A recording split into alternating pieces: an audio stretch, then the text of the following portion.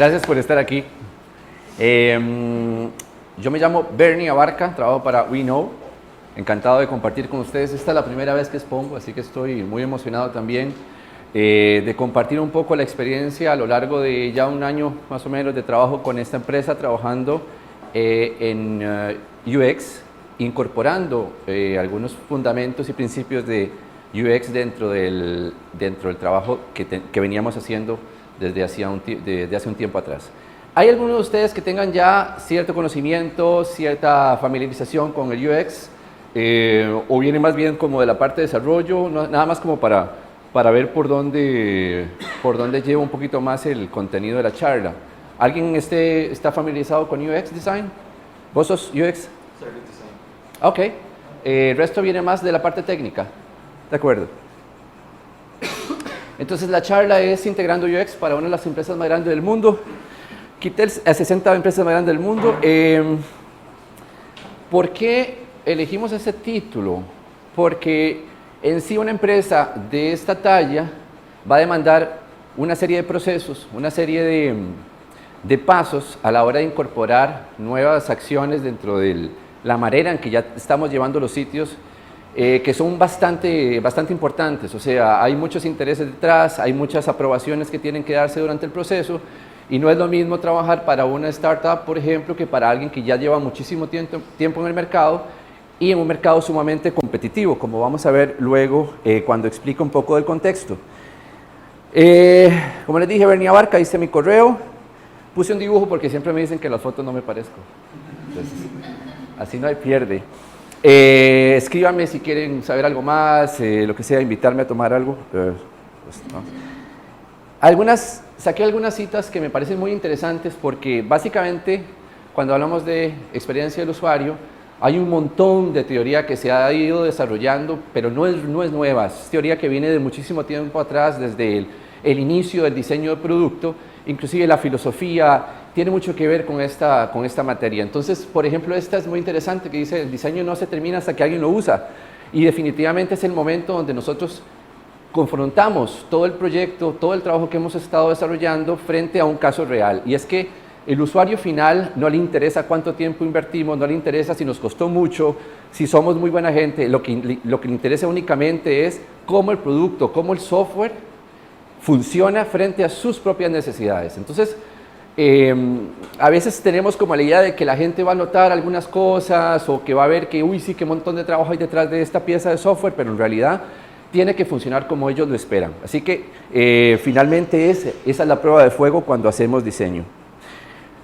Hay dos conceptos que están un poquito, bueno, que están bastante relacionados. Uno es la experiencia, el diseño centrado en el usuario, y la otra es la experiencia del usuario como tal. En la primera se va a tomar más en consideración todas las necesidades que tiene el usuario a la hora de crear la plataforma o el sistema, mientras que en la experiencia del usuario va más concentrada o más dirigida hacia la experiencia que el usuario va a tener cuando interactúa con un software en particular. Entonces vamos a procurar que ese momento preciso donde el usuario está trabajando con el software que hemos desarrollado sea lo más placentera, sea lo más libre de problemas, de fricción, y que sobre todo le permita llegar a hacer la tarea que esa persona quiere hacer. Cuando estudiamos UX muchas veces nos dicen, finalmente la gente no quiere, por ejemplo, una lavadora que sea así o asá, que tenga tantas revoluciones. Lo que la gente quiere es que la ropa salga limpia. Y si esa máquina que tenemos nos cumple con ese objetivo, entonces es que está bien desarrollada. Por el contrario, podríamos tener un aparato maravillosamente hermoso, súper bien construido a nivel de diseño, pero que no funciona, y por tanto el objetivo, la meta de lo que nosotros queremos hacer no se cumple. Y ahí eso es un error de diseño. Puse este gráfico también para que no olvidemos que el usuario está en el centro de todo lo que hacemos. Y esa es una cosa que es recurrente. Inclusive en esta empresa en la que trabajamos es algo que viene a cada vez que tenemos discusiones sobre el diseño. Es siempre poner el usuario en el centro. Vamos a hablar de funcionalidad, sí, pero ¿qué es lo que necesita el usuario de esa funcionalidad? ¿Cómo es que el usuario puede interactuar con ella? A nivel visual, ¿qué elementos podemos dar para que esa persona se sienta atraída por ese software que estamos creando? Este es un ejemplo muy interesante de interfaz estamos hablando, es casi como el 10-year challenge, ¿verdad? Estamos hablando de 10 años de prácticamente de diferencia, y si notan, la manera en que se organiza no ha cambiado drásticamente. Si ven, inclusive lo único que estamos trabajando es algunos efectos de sombras, pero básicamente se mantiene la estructura.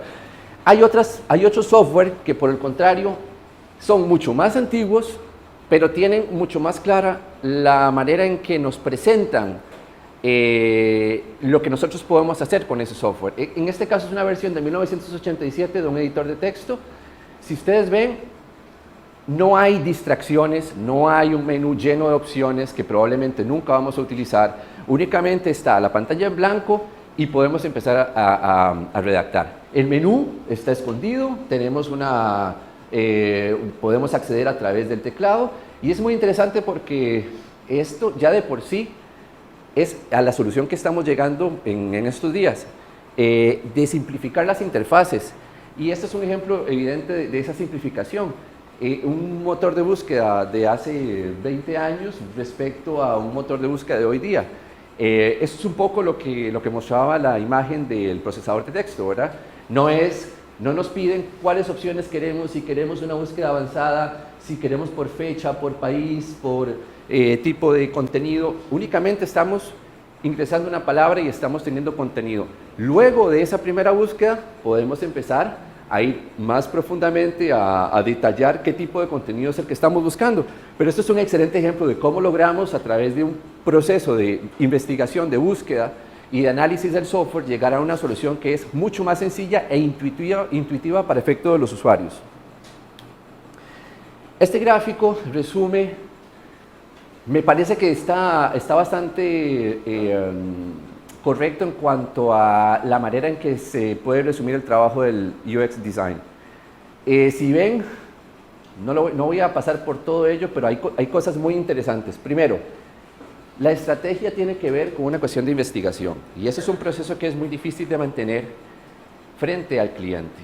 La investigación en cualquier área siempre se ha visto como algo superfluo, como que es pérdida de tiempo, como que es demasiado dinero, como que va demasiado lento, pero a través de esa estrategia de investigación que nosotros vamos a tener datos, y esos datos es lo que nos permite comenzar con tareas de diseño. Muchas veces tenemos al cliente que nos pide una cosa en particular, pero nos brincamos toda la estrategia y empezamos aquí, prototipo, ¿verdad? Y eso es algo que se da muchísimo. Tenemos esta necesidad y queremos tener algo ya para ver cómo podríamos resolver eso que estamos buscando. En este caso, nosotros con el cliente que trabajamos, y me refiero porque hay compañeros que trabajan conmigo para ellos, estamos tratando de implementar algunos de estos pasos, aunque no podemos hacerlo todo porque definitivamente es difícil y eso va a llevar tiempo, esa adopción lleva tiempo, pero al menos pasamos por algunos de esas etapas. ¿Qué podemos hacer? ¿Qué hacemos actualmente a nivel de investigación? Definitivamente hacemos una lista de features, vamos a ver qué tienen los otros competidores dentro de la misma rama, vamos a ver cuál es el tipo de las personas a las cuales vamos a llegar, tratar de encontrar soluciones para ellos. Luego vamos a empezar con wireframing en caso de componentes nuevos, y luego vamos a tratar de ir a prototipo, aquí hay un back and forth, y luego vamos a la implementación. Este es el proceso ideal, pero ese proceso llevaría mucho tiempo y realmente solo las empresas que son más grandes se pueden permitir invertir para llevar todo ese proceso de A a Z. En nuestro caso yo diría que estamos más que todo trabajando algunas técnicas de la experiencia del usuario, del diseño de experiencia de usuario, pero no todas ellas. Aún así es un buen comienzo. Hay que recordar, por ejemplo, que vamos a hablar del contexto. El cliente es Worldfield Services, es una empresa líder en energía. Arrancamos el proceso de User Experience Design en medio de una migración de Drupal 7 a Drupal 8. Es interesante porque significa que el hecho de migrar le dio al cliente la posibilidad de buscar o de querer mejorar lo que ya tenía, aprovechando las nuevas opciones que tenía Drupal 8.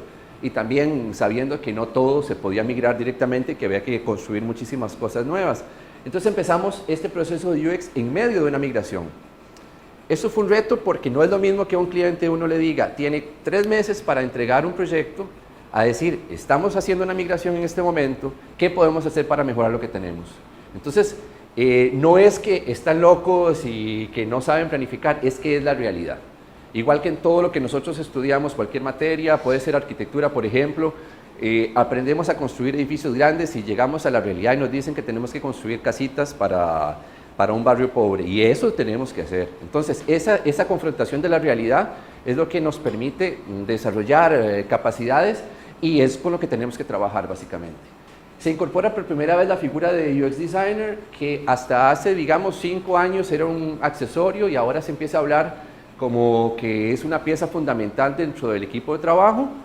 Inclusive este año ya se habla de UX Writer. A nivel de contenido ya empieza a trabajarse algunas técnicas para edición de contenido. Tenemos un deadline importante, que aún lo tenemos encima. Y bueno, lo que les decía, que el UX Designer pasa a ser una necesidad y no tanto un lujo. Voy a hablar de 5 puntos básicamente. En este caso, UX Design es un proceso de educación, definitivamente lo es. Nosotros podemos llevar todos los cursos de UX Designer, pero el cliente, que es quien paga, tiene que estar convencido de que lo que nosotros les estamos diciendo es lo real. Y ese proceso de educación pasa por decirle no, por decirle esto no se hace así, por mostrarle datos, por tratar de hacerle entender que hay una manera distinta de hacer las cosas. Y a veces es complicado porque a nadie le gusta que le digan que estaba equivocado, y en ocasiones el cliente está equivocado porque lleva mucho tiempo de hacer las cosas de una manera determinada y uno llega a cambiárselo. Entonces es un proceso de educación, y eso significa que tenemos que tomar la autoría del proyecto, take the ownership. Es decir, ustedes, bueno, el UX Designer cuando empieza a trabajar tiene que decir, ok, este es mi campo. Y no solamente frente al cliente, sino también frente a los compañeros, cómo vamos a trabajar, de qué manera podemos entregar assets, cómo podemos compartir diseños, cómo podemos evaluar los mockups, de qué manera podemos todos aportar. Yo creo que aunque ustedes como desarrolladores, y la mayoría son desarrolladores, no han tenido una formación de UX Designer, todos tenemos una facilidad, o al menos todos, para el sentido común. Y básicamente se trata de sentido común.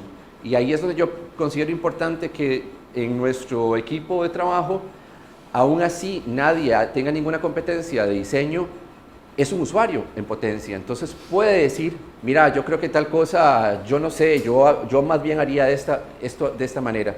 Entonces hemos logrado, inclusive, con ese intercambio de opiniones, mejorar cosas que ya estaban entregadas e inclusive aprobadas, pero que fueron puestas a prueba con otras personas. Entonces, distintos puntos de vista son importantes para mejorar el producto final.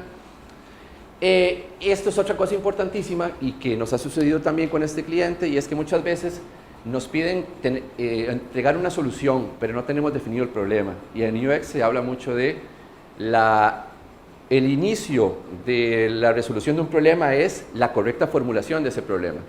Muchas veces decimos, necesitamos algo para tal cosa, y empezamos a trabajar en esa solución, pero probablemente, si nos volvemos atrás, no era eso lo que necesitábamos, no tenemos claro el problema. Entonces estamos trabajando e invirtiendo un montón de tiempo en dar una solución a un problema que no existe. Eso es algo que estuvimos trabajando últimamente con el why, ¿verdad? ¿Para qué estamos haciendo esto? Preguntarnos nosotros mismos qué problema estamos resolviendo con esta solución que estamos entregando. Aquí hay una frase que me gusta mucho también: más opciones, más problemas. Esto es sumamente reconocido. De hecho, hay esta teoría de que el 80% de los usuarios utilizan solo el 20% de las opciones. A los clientes les encantan las opciones, siempre quieren dar y dar más y más y más opciones.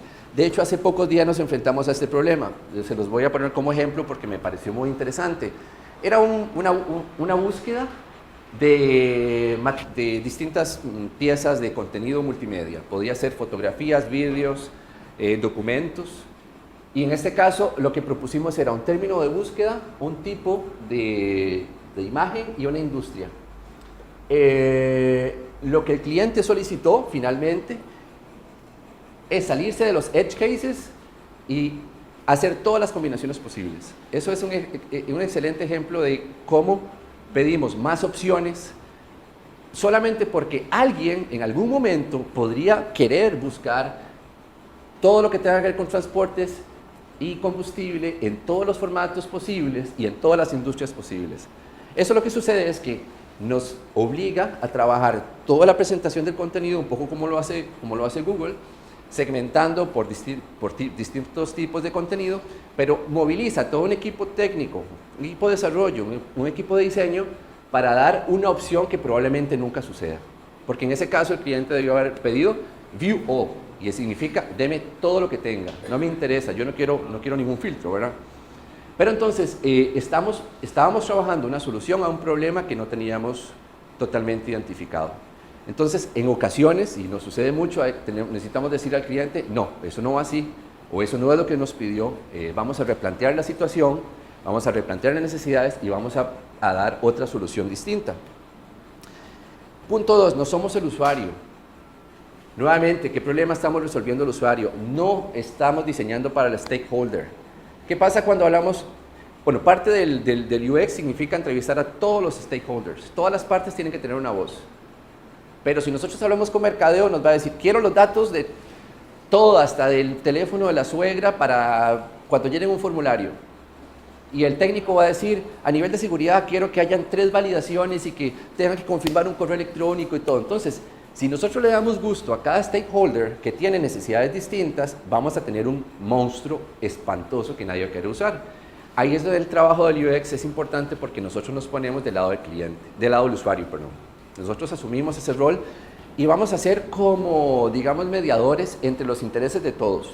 Sabemos que necesitamos recabar datos para mercadeo, sabemos que necesitamos tener una seguridad importante cuando se trata de privacidad de datos, pero no podemos crear una plataforma que no sea utilizable y que no sea amigable, porque sencillamente la gente se va. Punto 3, UX Design no es User Interface. Esto es algo que sucede muchísimo también, y de hecho no sé si ustedes ven ahora, cuando alguien se presenta como UX Designer, pone /UI, todo eso. Entonces, yo entiendo, porque yo también lo hago, entiendo que responde a una realidad. Es difícil que alguien diga, bueno, queremos un UX Designer y que se encargue de hacer todo eso. En la práctica no necesariamente se da. De hecho, yo estoy haciendo User Interface, pero además, cuando tenemos que hacer test, lo hago, y cuando tenemos que hacer documentación, se hace, y cuando tenemos que hacer UX Design, lo hacemos. Básicamente necesitamos tener todas las herramientas que nos permiten incorporarnos a distintas etapas del proceso. Pero no significa, y por eso digo que es una diferencia, el UX Design no es qué botón ponemos, cómo hacemos cuando hay un hover, cómo vamos a hacer todas las interacciones. Eso es algo que se da en el momento en que ya se ha hecho todo el proceso de investigación. Y desgraciadamente es un proceso de investigación nuevamente que no necesariamente se respeta. Sin research no existe UXD, y eso es una máxima. ¿Por qué? Porque la investigación lo que nos arroja son datos, y sin esos datos nosotros solamente estaríamos trabajando con suposiciones. Si nosotros no tenemos datos, cuando a mí me dicen ¿qué piensa usted de esto?, yo digo no voy a funcionar, porque yo usualmente prefiero el botón abajo, porque yo prefiero un hamburger menu, porque yo prefiero que el menú esté arriba. Entonces, si no tenemos datos recabados a través del proceso de investigación, estamos diseñando basado en las suposiciones. Esto es una herramienta que probablemente ustedes han escuchado hablar, se llama Hotjar, y básicamente en esta nos muestra el nivel de scroll sobre una página. Cuando uno ve esto, y eso es y el cliente nos lo enseña muy a menudo, se te paran los pelos, ¿verdad? O sea, esto es como la profundidad del océano, donde nunca nadie va a llegar a leer nada. ¿Cuánto creen ustedes que equivale este azul, este color? ¿Qué porcentaje de usuarios llegan ahí? 2. Sí. Ah. Que hay 25%. Aquí hay 25%. Aquí. Significa que inclusive, o sea, los colores son muy dramáticos, pero ya hay un 25% de usuarios que llegan hasta el fondo de la página. ¿Qué podemos sacar de esto? es una interpretación, y nuevamente esta interpretación depende de la manera en que cada uno vea las cosas. Yo digo, bueno, above the fold, perfecto, no hay quite, ahí lo vamos a ver, ¿verdad? ¿Qué hacemos? Solo tenemos dos opciones, o mejoramos el contenido, o tiramos todo para arriba, para que quede aquí. Entonces, ¿cómo hacemos para convencer al cliente de que tenemos que mejorar el contenido y no necesariamente agarrar todo el mismo contenido y pegarlo arriba? Eso es una interpretación sobre el mismo gráfico, ¿verdad? Para mí, la gente no hace scroll down porque el contenido no es interesante. Entonces hay que mejorar el contenido, hay que mejorar la manera en que se presenta y lo que se presenta. El contexto afecta el UXD, para mí es sumamente importante. Yo nunca he escuchado que en todos los cursos de UX nunca se habla del contexto, pero yo pienso que es determinante. ¿Por qué digo esto? Porque hay un presupuesto y cuando no le dice al cliente necesitamos 3 meses de investigación, necesitamos hacer usability test y entrevistas y necesitamos hacer una medición del sitio actual y un proceso para sacar datos, eso tiene un costo y eso significa que antes ni siquiera empezar a diseñar necesitamos invertir en esa etapa. Luego tenemos un tiempo y a la gente no le gusta sentir que alguien pasa 3 meses haciendo investigación. Tenemos un tipo de negocio también, no es lo mismo llegar con una propuesta de User Experience Design para una startup donde no tenemos nada que perder y básicamente necesitamos irrumpir en un mercado con algo distinto, a trabajar para un cliente que tiene 30 años de hacer el mismo negocio y que te dice, así es como se hace en este negocio, y nuestro público meta o el target son viejillos de 50 que tienen un iPhone 5 y que no ven, entonces necesitamos diseñar para ese segmento público. Entonces yo podría ser muy excelente diseñador y llegar con una propuesta, pero completamente inadaptado, desadaptada para el público para el cual estamos trabajando. Y en ese sentido, para mí, es una estupidez. En realidad tenemos que ser conscientes de con quiénes estamos trabajando y para quiénes estamos desarrollando ese software. Otra frase que me gustó mucho y es esta: si cree que el diseño es caro, vea el costo del mal diseño. En realidad, eso se aplica para muchas cosas, ¿verdad? En educación también se habla. Lo que sucede en este momento es que los usuarios, la gente que navega, tiene cada vez más una exposición a excelente diseño. Entonces se vuelven mucho más exigentes. No sé si se acuerdan ustedes cuando había conexiones súper lentas que uno podía esperar ahí un rato a que bajara la página. Ahora 3, 4 segundos y ya uno está desesperado a ver qué es lo que pasa, ¿verdad? Las páginas tienen que descargar rápidamente, necesito tener un feedback para saber si el botón que apreté me está cargando lo que yo quería. Entonces, una mala pieza de diseño definitivamente se siente hoy día. Entonces es algo que necesitamos que los clientes entiendan que todo este proceso de experiencia del usuario es importante para lograr llegar a tener una buena pieza de diseño. Y esta yo la incluí porque realmente creo que es muy fácil matar la creatividad cuando uno está trabajando, sobre todo en el caso de un CMS, y de hecho hemos tenido muchas conversaciones con los compañeros. El cliente muchas veces quiere concebir páginas como si fueran páginas estáticas. Entonces, por ejemplo, sucede que nos envían una página y nos dicen, queremos hacer esto nuevo, pero ya tenemos N cantidad de componentes y la página en sí debería de poder crearse con lo que ya tenemos, porque para eso es el CMS. En este caso, a nivel de diseño, puede llegar un momento en que todo lo que hagamos sea sencillamente una repetición de lo que tenemos. Y entonces podemos sentirnos como que se nos está agotando la creatividad. Pero es parte del proceso de un CMS, así que yo pienso que no habría que, pues no tenemos opción en ese sentido. Lo que sí es importante es que en el momento que tenemos la oportunidad de desarrollar algo, que vayamos a innovar. Y esa innovación no necesariamente pasa por cambiarlo todo, sino hacer pequeños ajustes para mejorar. Tal vez durante el proceso que hemos notado que hay cosas que se pueden mejorar, en ese momento aprovechar para hacerlas. Hay una página que hace unos días estaba revisando con Kenny justamente. Es esta. Vean que, de hecho la estamos viendo ahorita. Nos pareció muy interesante a nivel de propuesta, diseño, etcétera. Distinto a lo que usualmente se ve en una página de este tipo. Inclusive hay cosas que a nivel de accesibilidad o lectura no son tan evidentes, como este pequeñísimo scroll a la izquierda, como una letra pequeña, como ven. Yo pienso que tiene muchos problemas de accesibilidad, definitivamente, pero no podemos negar que es una magnífica pieza de diseño creativo. Si nosotros seguimos nada más el estándar de la industria, entonces probablemente estaremos matando la creatividad a la hora de desarrollar páginas web. En este caso, justamente lo que conversamos luego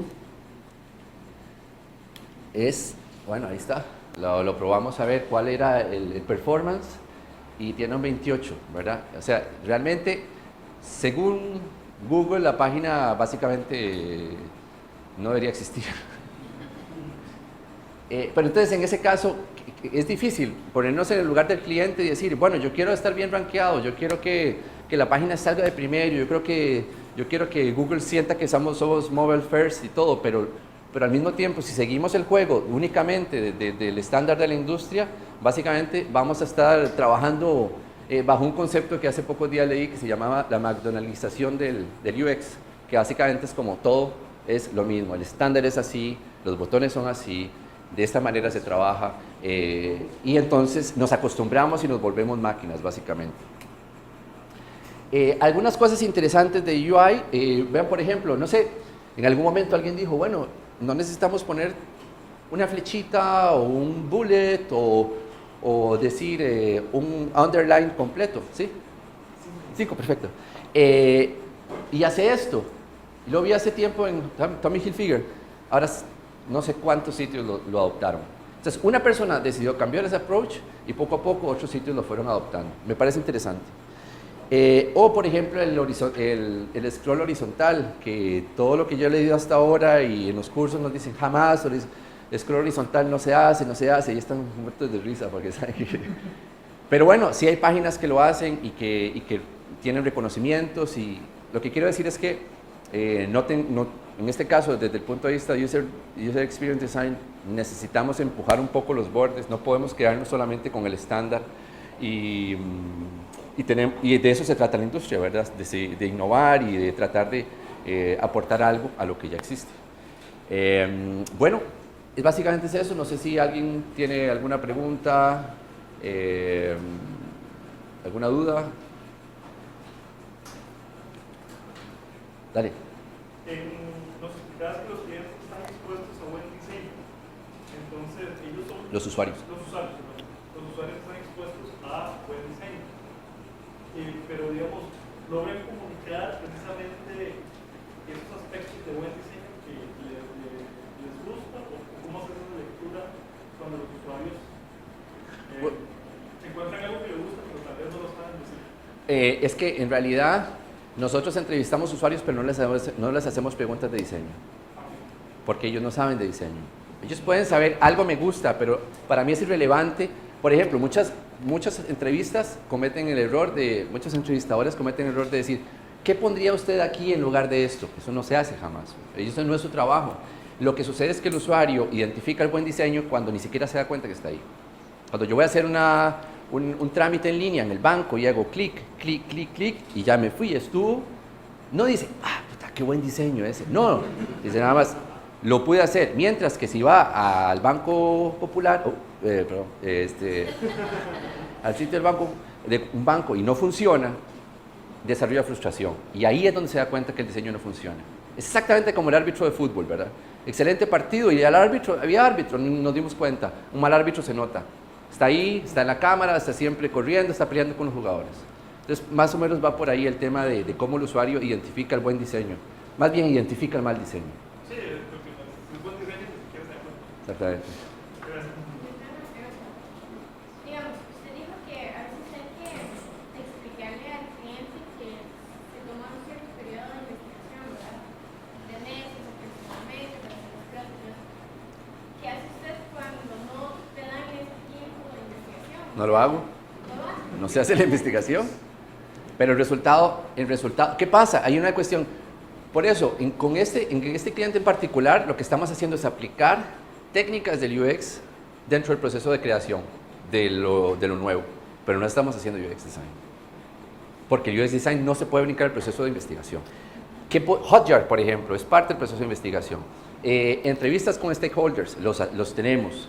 Necesitamos hablar con cada una de las personas de mercadeo, de IT, de recruitment, de recursos humanos. Necesitamos saber qué es lo que necesitan ellos, pero no estamos siguiendo todo el proceso. Entonces, yo diría que si no hay posibilidad de hacer un verdadero proceso de investigación, al menos hay que rescatar, o sea, como sacar lo que se pueda del barco que se hunde, ¿verdad? Y eso podemos ponerlo ahí, podemos utilizarlo. Y si somos inteligentes y más o menos vemos cómo se está haciendo en otros negocios de la misma rama, podemos aprovechar y decir, bueno, ellos hicieron investigación, hicieron esto, definitivamente es algo como eso lo que necesitamos. Y es lo que se hace, se compara con otros sitios similares. Difícilmente, inclusive empresas muy grandes van a tomarse el tiempo de hacer research. Eso es como, va a cambiar evidentemente, pero no en este momento. Sí. Tal vez una de las cosas importantes ahí es que el UXer también tiene roles de management, sí o sí, en cualquier proyecto que desarrolle. Entonces, digamos, hay ciertas habilidades que hay que desarrollar, no solamente en la parte de research y de todo el proceso de UX, incluyendo la parte de UI, sino que también hay labores de management que hay que afrontar. Por ejemplo, en ese caso, cuando el cliente no quiere pagar por research, hay que explicarles los riesgos, hay que explicarles cuáles van a ser las consecuencias, digamos, de no hacer research y saber que el producto puede o no responder tan bien como si se hubiera hecho research. Y entonces ahí es donde el cliente es el que toma la decisión porque va a quedar de su lado, no va a quedar del lado de uno. Claro. Entonces, Claro, y finalmente lo que sucede es que el cliente, el usuario final, es el que va a hacer la prueba de nuestro software. Y eso es terrible. Si nosotros hacemos un research y hacemos un prototipo y hacemos un usability test de ese prototipo, podemos anticipar un error que no podemos ver hasta que el software llega a la calle y la gente interactúa con él y empieza a decir, esto no funciona, ¿verdad? Y se empieza a frustrar, pero ya es demasiado tarde. Lo que pasa es que no lo vemos, el cliente no lo ve, el cliente no está a la par del usuario diciendo, esta persona tiene problemas, ¿verdad? No, eso no lo vemos, sencillamente vemos que hay poca interacción, que no hay una conversion rate importante, que la gente no llena los formularios, que la gente no está haciendo clic en los CTAs, y es por eso, porque finalmente no tenemos algo que estamos entregando correctamente como producto final. Ahora, se hace lo que se puede, ¿verdad? Nuevamente, esa es la realidad, este es el contexto en el que trabajamos y nosotros tratamos de hacer lo mejor que se pueda. Y es algo que se va a cambiar poco a poco, esa adopción a los procesos de UX va a darse de manera paulatina e integral, pero por el momento es lo que sucede. No solamente aquí, en muchos lugares del mundo no es una cuestión de presupuesto, es una cuestión de falta de costumbre de este tipo de procesos. ¿Ahí? ¿Listo?